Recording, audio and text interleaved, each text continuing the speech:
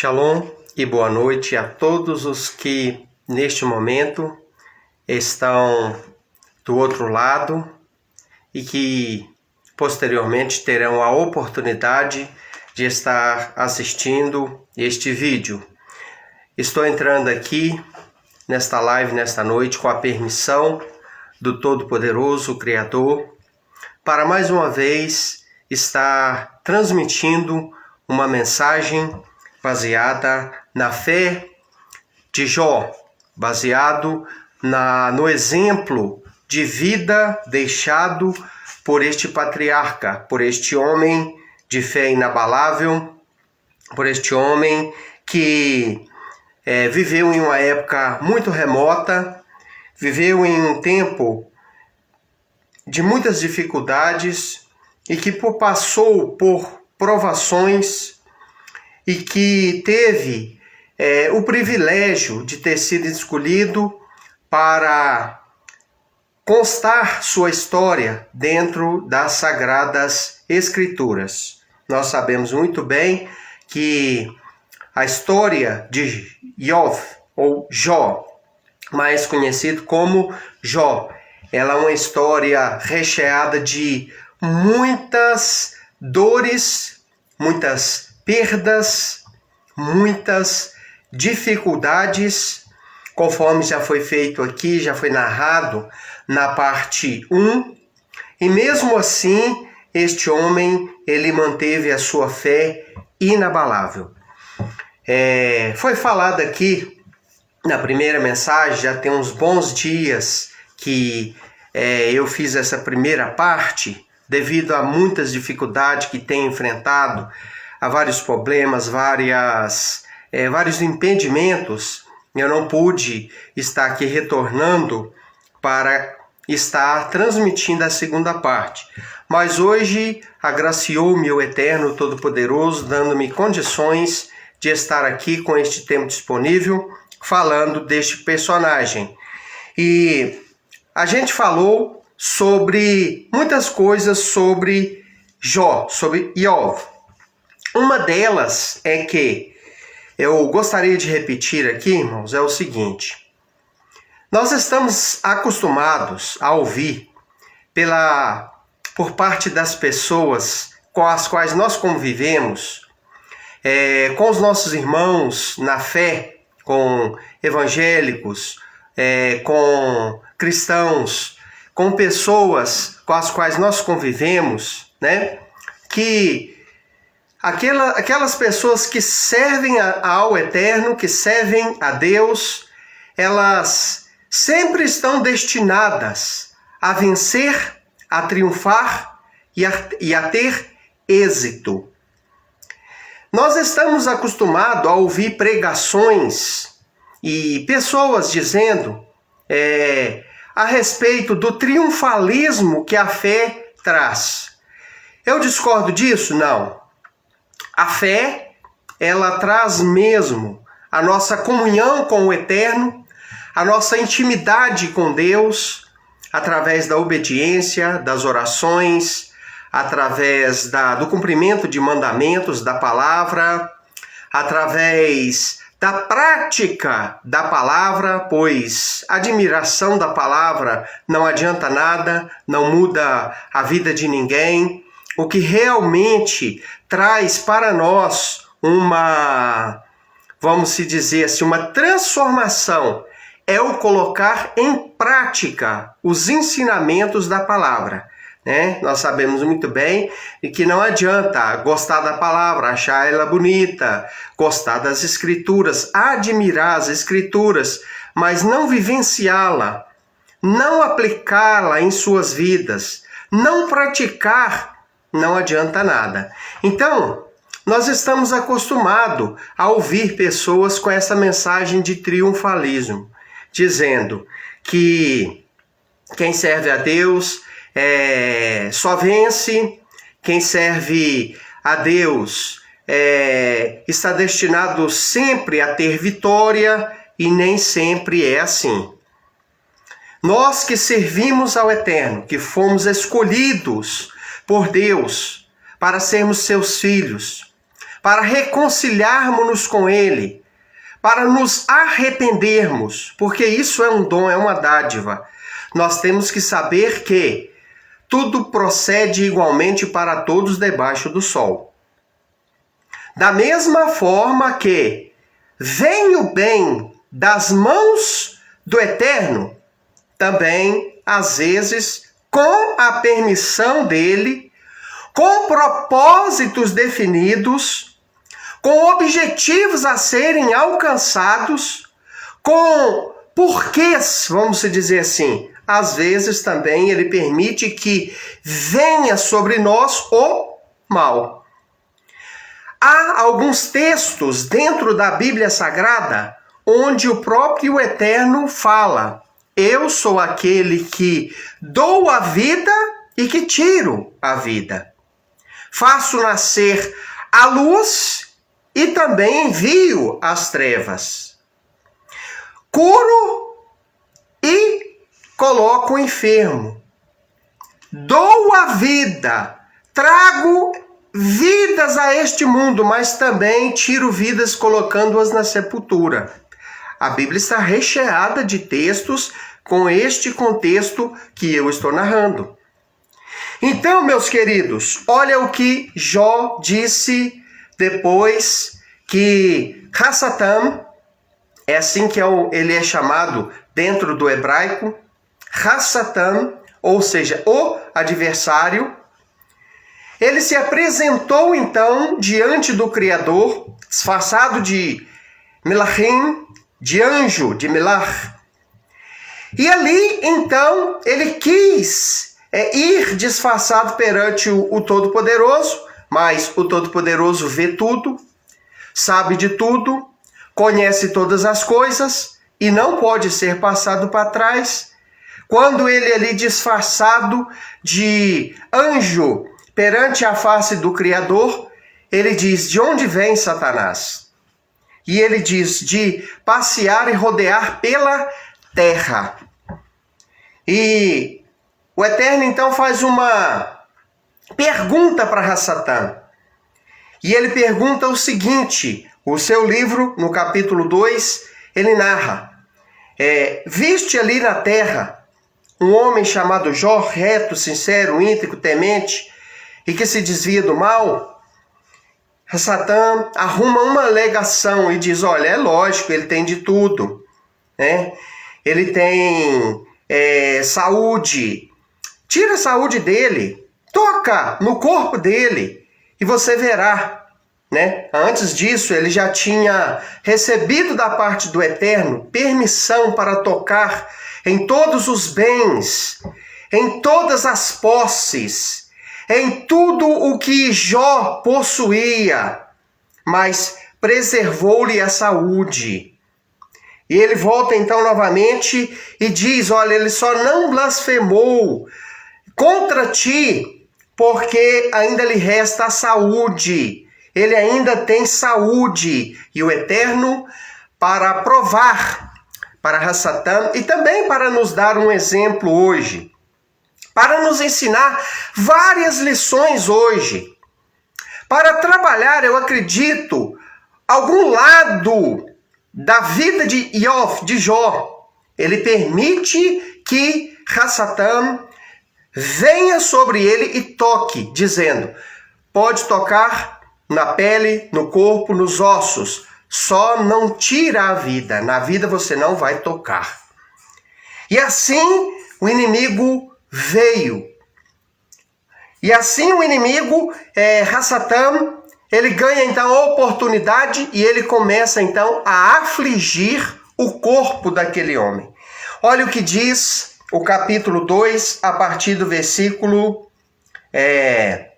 7. Saiu, pois, Hassatam de diante da presença de Yahweh e feriu Jó com uma úlcera maligna, desde a planta dos pés até o alto da sua cabeça.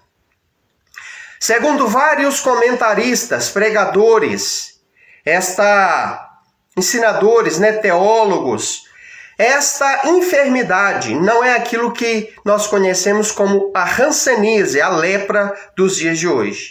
né? Não se pode dizer, não se tem como dizer que tipo de enfermidade, qual era esta enfermidade a qual Jó foi acometido, mas o que se sabe é que esta doença de pele, ela se alastrou de uma maneira assustadora e muito rápida no corpo daquele homem. E esta úlcera maligna, ela começou na planta dos pés e ela tomou até o alto da cabeça de Jó. Então, queridos, o texto continua dizendo, de modo que tomava para si um pedaço de cerâmica para se raspar com ele e se assentava sobre as cinzas. O assentar-se sobre as cinzas tinha dois porquês de uma pessoa se assentar na cinza naquela época. Era sinal de luto e era forma também, crença das pessoas naquelas épocas, né? Era uma forma de luto, era uma forma de lamento, era uma forma, né, de lamentação, de clamar. Eles geralmente pegavam ali parte daquela cinza, colocava sobre a cabeça em sinal, né, de luto, em sinal de dor, em sinal de miséria, de agonia, em sinal de lamentação total. Então eles tinham também a crença medicinal na cinza. Então ali estava aquele homem sentado sobre as cinzas, lamentando a sua dor, e se raspando, se coçando com um caco de telha. Se coçando as suas feridas com um caco de telha. Olha bem que situação, a situação daquele homem que outrora foi chamado de o homem mais rico do Oriente. Um homem mais famoso, uma pessoa super popular ali daquelas épocas. Agora estava sem os seus filhos, sem os seus bens materiais, todo o seu gado, todo o seu rebanho de ovelhas, de camelos, de jumentas, todos os seus servos foram todos destruídos, algumas coisas dele foi roubada e a sua casa caiu sobre os seus filhos e agora ele está sem aparentemente nada, sem materialmente falando nada. A única pessoa que estava ali ao lado dele naquele momento era sua esposa. E olha o que a esposa dele diz. Versos 9. Então sua esposa disse a ele, mesmo agora te aferras à tua integridade? Então olha bem, ela se incomodava com a integridade daquele homem.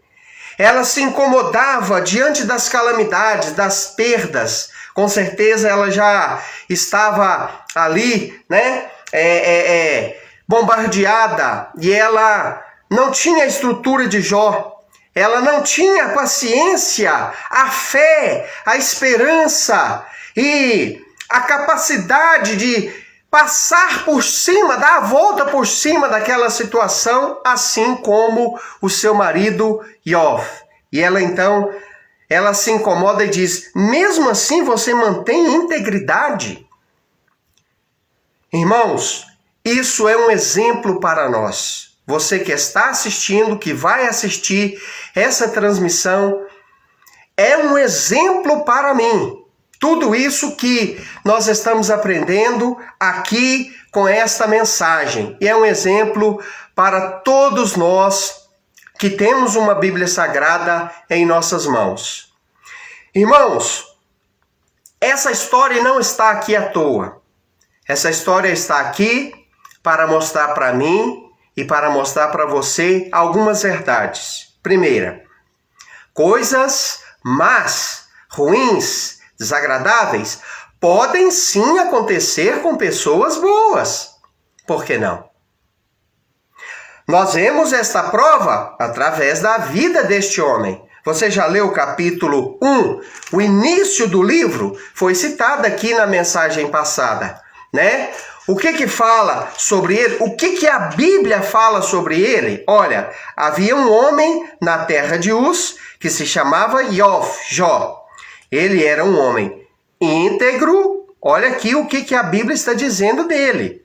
Isso o próprio Eterno falou para Satã. O próprio Eterno falou, você viu lá o meu servo Jó? Ele é um homem íntegro, justo, temente a Deus e que se aparta do mal? Então, olha a descrição que as Sagradas Escrituras faz daquele homem. Ele não era um personagem qualquer. Ele não era um beberrão. Ele não era um usuário de droga. Ele não era um ímpio. Ele não era um adúltero. Ele não era um caloteiro. Ele não era um mentiroso. Ele não era um idólatra. Ele não era um pagão. Jó era um homem íntegro, sincero, reto, temente a Deus, que procurava se desviar da aparência do mal. Então ele não era um personagem qualquer. E o que aconteceu com ele? O capítulo 1 e parte do capítulo 2 que nós lemos, até agora estamos analisando passo a passo, vendo aqui algumas coisas e aprendendo algumas coisas, fala que ele era um homem íntegro. Então, coisas ruins podem sim acontecer com pessoas boas. Olha o que aconteceu, quanta coisa ruim que aconteceu com este bom homem. Olha quantas coisas ruins aconteceu com este homem exemplar, com este homem cheio de boas obras. Vamos, meus irmãos, olhar para o que as Escrituras dizem. E não para aquilo que líderes às vezes dizem. Tudo aquilo que o líder diz, tudo aquilo que o pregador, o teólogo, o ensinador, o professor da escola dominical, o rabino, o rosh, a missionária, o pastor, o presbítero, o evangelista, tudo aquilo que aquela pessoa que transmite as palavras do Eterno, ela diz, ela ensina, precisa estar coerente com as Sagradas Escrituras. E as Sagradas Escrituras têm que ter, irmãos, uma primazia na nossa vida e ela precisa ser vista em um todo. Não apenas baseada em textos isolados, conforme a gente vê muitos pregadores fazendo. Pegando um texto isolado, um fato isolado da Bíblia e trabalhando em cima daquilo sem analisar e levar em consideração o seu contexto geral.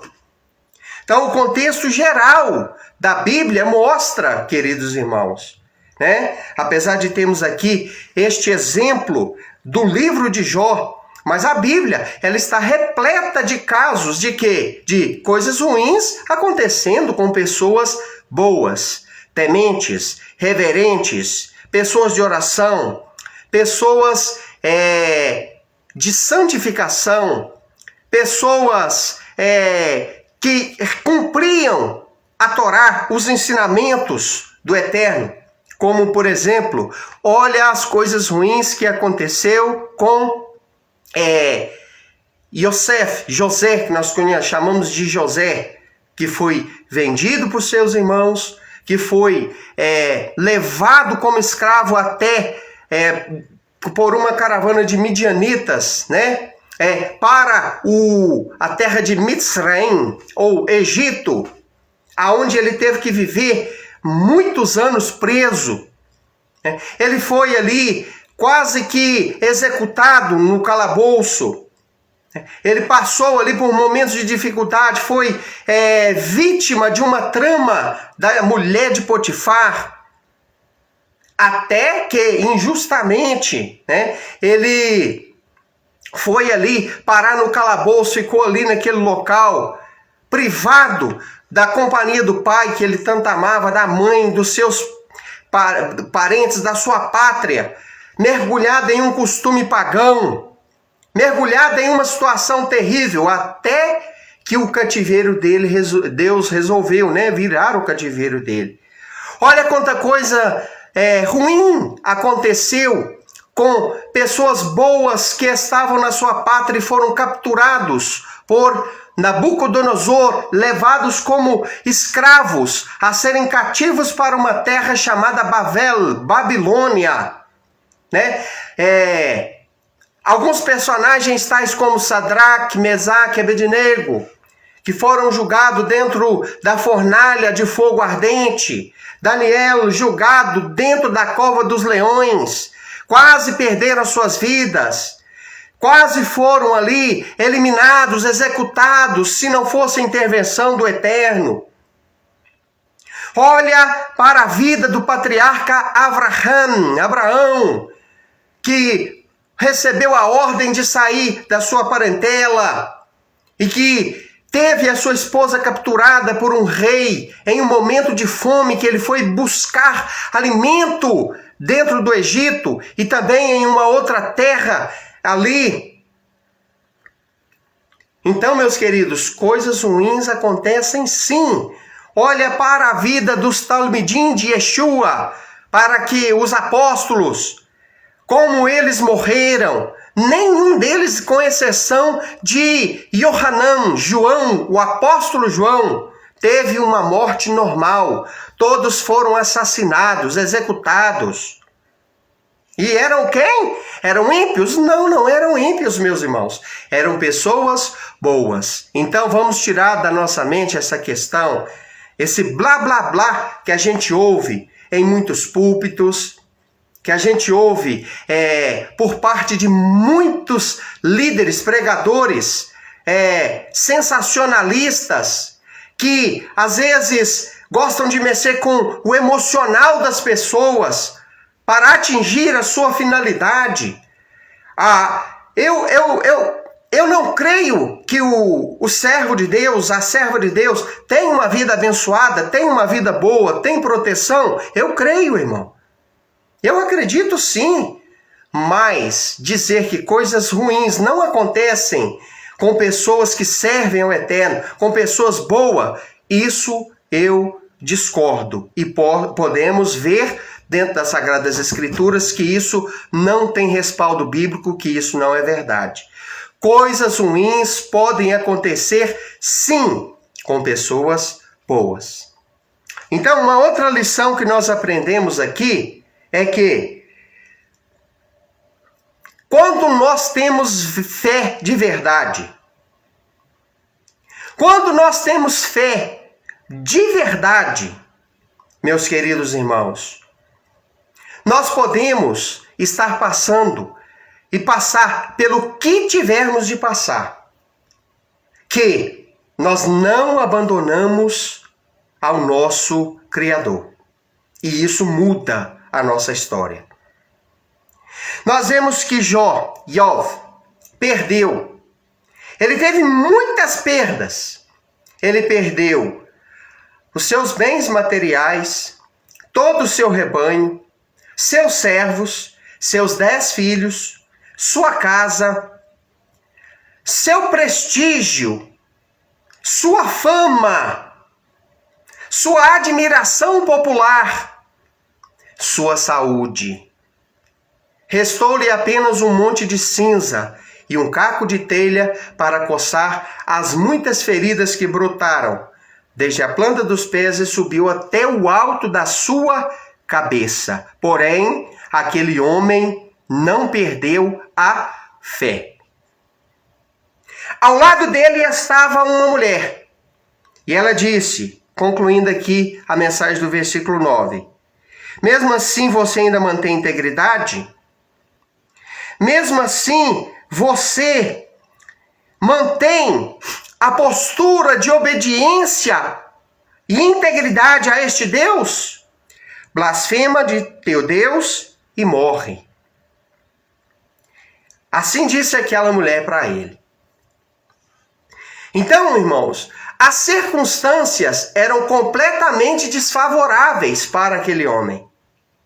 Meu querido ouvinte, você que vai em determinado momento, está assistindo esta transmissão, talvez você está sendo estimulado pela circunstância e até mesmo por pessoas ao seu redor, a abandonar a crença.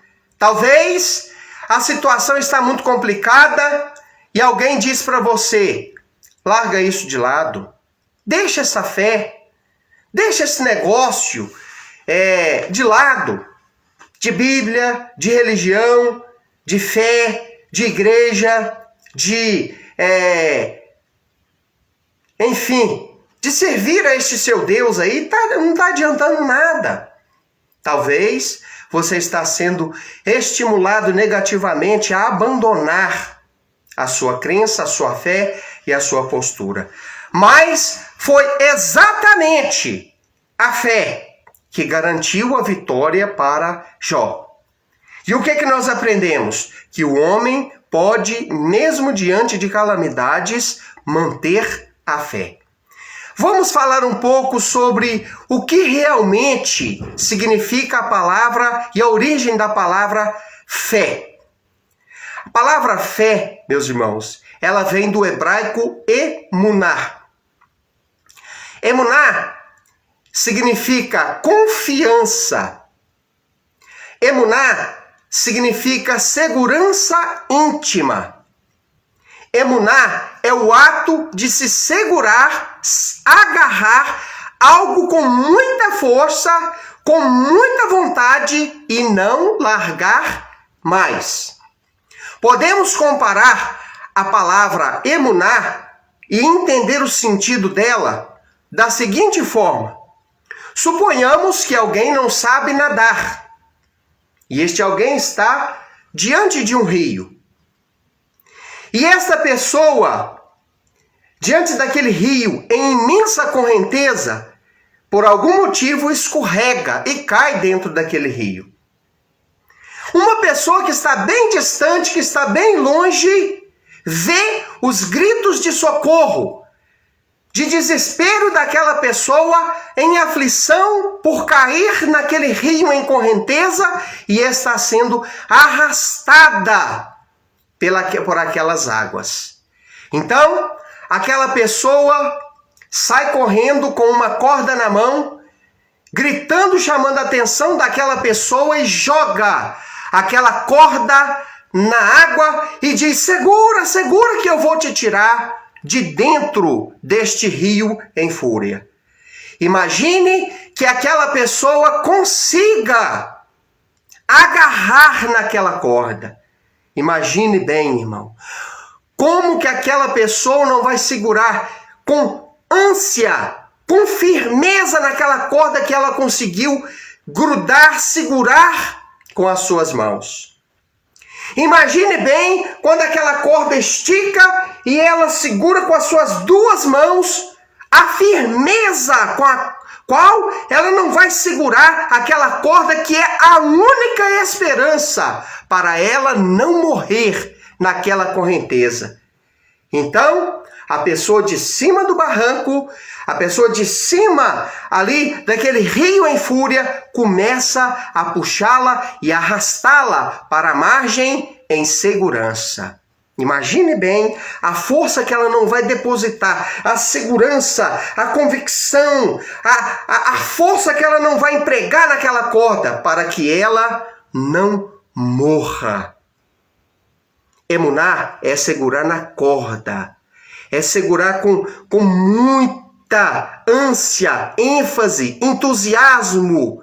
Fé é isso, é grudar em algo, segurar algo, tomar posse de algo de uma tal forma que aquilo te mantém seguro, que aquilo te mantém vivo, que aquilo te tire de uma situação complicada, mortal e perigosa.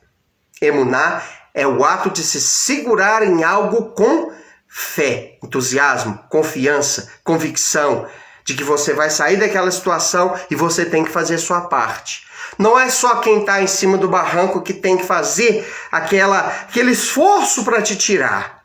Você também tem que segurar, ter a mão firme, não soltar a corda. Porque não adianta quem está em cima puxar com força e você frouxar-se do seu lado, não aguentar e soltar a corda. Deu para entender um pouquinho o que é emuná?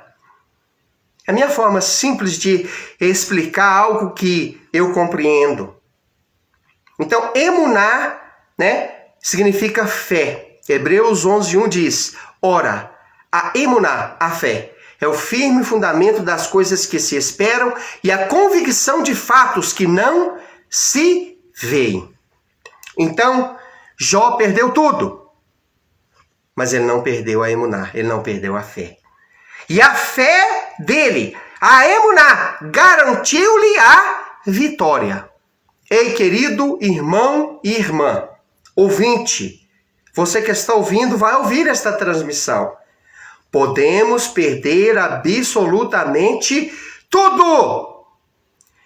Mas não, se nós não perdemos a fé, a confiança, a emuná, se nós agarrarmos nas palavras do Eterno, nos seus mandamentos, em obediência, em fé, crendo, no testemunho salvífico, nos ensinamentos de Yeshua, no ato de salvação que ele executou por nós, expiatório, ali no madeiro, naquela estaca, naquela madeira qual ele foi pregado ali, queridos. Aquele sangue carmesim purificador, se nós crermos na eficácia do seu sacrifício, nas suas palavras, a ponto de colocá-las em prática, a ponto de vivenciá-las, irmãos, nós teremos a vitória. Nós teremos a vitória. Nós sairemos de dentro do rio que nos arrasta, porque quem está de cima do barranco é a mão poderosa, forte do Eterno, que nos tira dessa situação mediante a corda. A corda pode ser comparada, irmão, com a prática dos ensinamentos da palavra, a obediência aos mandamentos, a obediência aos ensinamentos dos profetas, da Torá, de toda a Bíblia, de Yeshua, dos apóstolos, de todo aquele ensinamento bíblico que é como uma corrente, está ligada uma na outra. O que Moisés ensinou, os profetas acatou. O que os profetas acatou, Yeshua HaMashiach, o nosso Salvador, ele retificou, reiterando, ensinando, dando uma vida ainda maior, dando uma coerência, uma luz, uma clareza ainda maior para aqueles ensinamentos da Torá, que veio por intermédio de Moisés, da prática de fé dos profetas, e ele ensinou aos seus talmidim, aos seus discípulos, a viver o mesmo. Então, irmãos, essas coisas estão interligadas e elas nos trazem a vitória. Jó, ele tinha isso. Ele acreditava como um bom monoteísta em Yahuwah, no Deus único, no Deus que não é dois, não é três, o Deus que é um, que é errado, que é um. E ele sabia que este Deus, que é um Deus único, se ele tivesse devoção, obediência, fé, emuná, de verdade, e comunhão, entendimento, vivência, experiência, intimidade, se ele servisse com obediência, ele poderia até passar por momentos de muitas dificuldades, lutas, mas ele venceria. Isso nós vemos nas próprias palavras dele. Olha o que ele disse para a sua esposa no versículo 10, capítulo 2. Mas ele respondeu, olha a resposta daquele homem, que tinha tudo para chutar o balde, tudo para chutar a barraca, tudo para desistir da fé, tudo para suicidar-se, tudo para blasfemar. mas não blasfemou, não suicidou, não chutou o pau da barraca, não abandonou a Emuná. Mas olha o que ele disse: falas como se expressa uma insensata. Ele repreendeu sabiamente a sua esposa, que desequilibrou-se e que em um momento de desespero deu a ele um mau conselho. Fala como uma insensata. E olha o que ele ensina: de Deus recebemos os bens. Ele fala de quem vêm os bens: do Eterno, do Criador, do Pai. Tudo que ele recebeu, ele estava dizendo: eu recebi tudo de Deus. Todos os bens que eu tinha, que eu possuía, veio dele. Não receberíamos dele também os males? É a pergunta, com o objetivo de levar a sua própria esposa a refletir que ele faz a sua mulher. Dele também não receberíamos os males? Reflita nisso, você que está me assistindo, que vai, às vezes, para templos em busca de profecias triunfalistas que massageiam o seu ego, que quando às vezes ouve alguém pregar uma palavra dura, uma palavra corretiva, uma palavra que te traz repreensão, que te chama ao arrependimento, e você não acredita e diz: não, esse fulano não está sendo usado por Deus, essa fulana está falando na carne. Olha para esta palavra. Jó diz que é do Eterno que vem o bem e também o mal. Que sobre nós vem bens, coisas boas, acontecimentos bons, coisas gostosas de se experimentar, mas vem também coisas amargas, difíceis e ruins, acontecimentos ruins sobre a vida de quem serve ao Eterno. Então, meus irmãos, vamos deixar de viver no fantástico mundo de Bob, aonde você vê só coisa boa, maravilhosa, fácil, fantástica, incrível e maravilhosa. Não.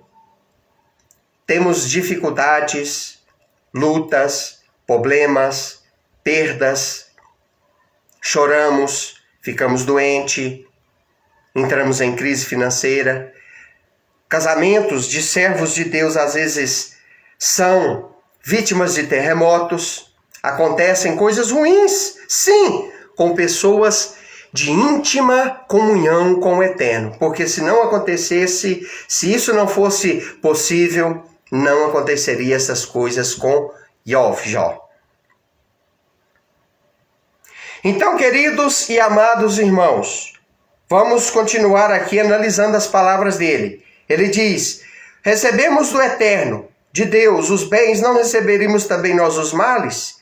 Em tudo isso, Jó não pecou, não blasfemou contra Deus com os seus lábios. Fecho a Bíblia, porque depois de uma palavra dessa, a gente fica até sem palavra. Ele não pecou. Sabe por que ele não pecou com seus lábios? Porque ele manteve algo. Foi retirado tudo dele, mas teve uma coisa que o inimigo não pôde e nem pode tirar. Eu e você tem capacidade de manter, assim como ele teve capacidade. Mas não é fácil fazer isso. É difícil. Não é para qualquer um. Não é para todos. Apesar de que todos têm essa possibilidade. Mas nós sabemos que a estrutura do ser humano é diferenciada. Ele manteve a emuná. Não sei o que se passa com você que está assistindo e vai assistir essa transmissão. Talvez você esteja passando um problema terrível no seu casamento.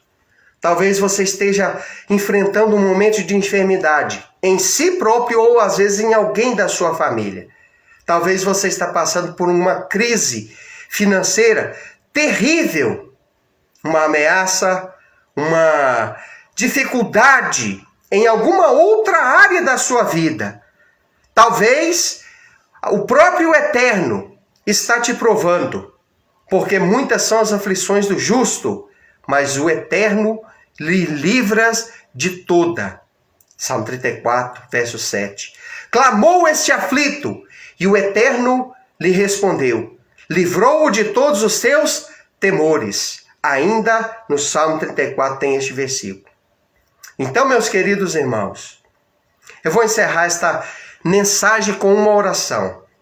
E na próxima oportunidade retornaremos falando mais um pouco dentro desta perspectiva sobre este personagem, que tem um exemplo fantástico a dar para cada um de nós.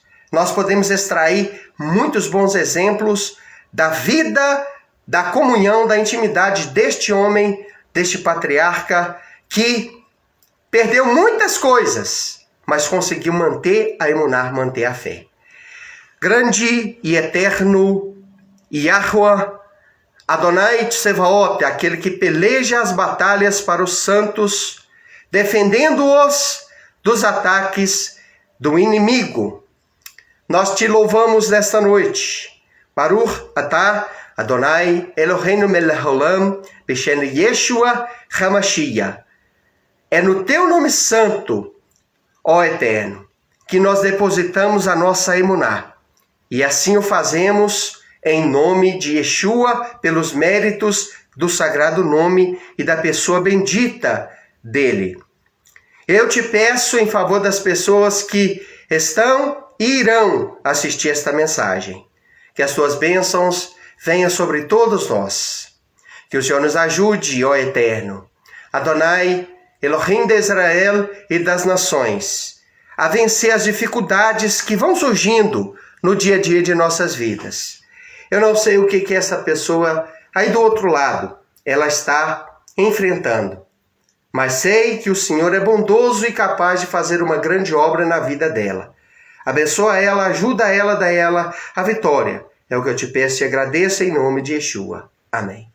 Que o Eterno abençoe a cada um. Tenham uma boa noite e shalom a todos e uma ótima semana.